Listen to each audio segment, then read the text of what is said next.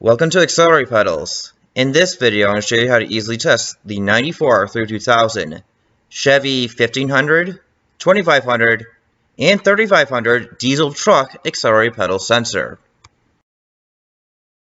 This is the power supply.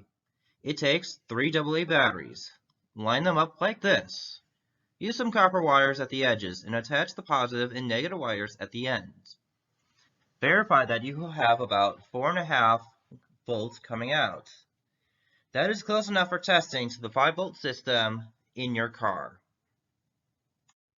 After setting up the power supply, you're going to connect the positive from the battery in the multimeter to this top right from the second from the right pin.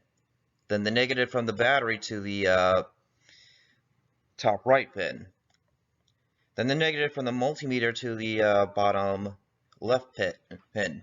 After you do this, it should be reading about 2.5 volts in the idle position, and as you press it down, it should end at around 1.4 volts. Make sure you are checking for spikes and glitches during the tests. And if it takes you a while for it to read, don't worry, this is normal. This is the first time I actually did do this for the video, so.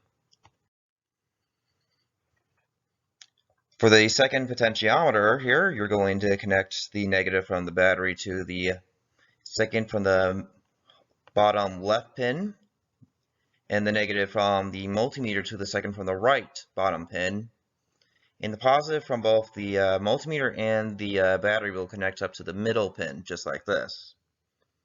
It should be reading about 1 volt in the idle position, and when you press it in, it should end at around 1.9 volts.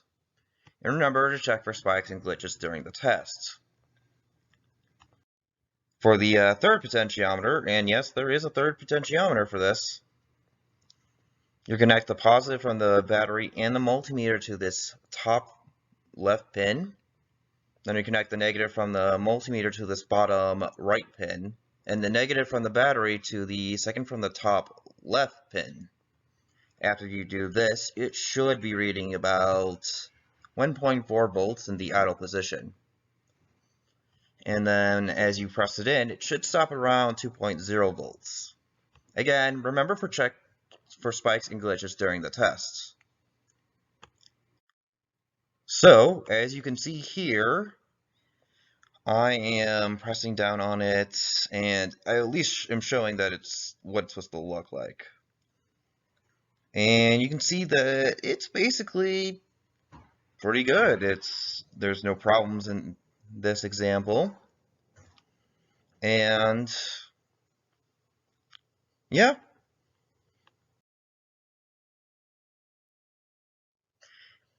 For this third potentiometer, you can see that I am showing you the whole setup, the multimeter itself, and I'm pressing down on it slowly and letting it rise up slowly. And you can see that it's starting at 1.4 volts and ending around 2 volts.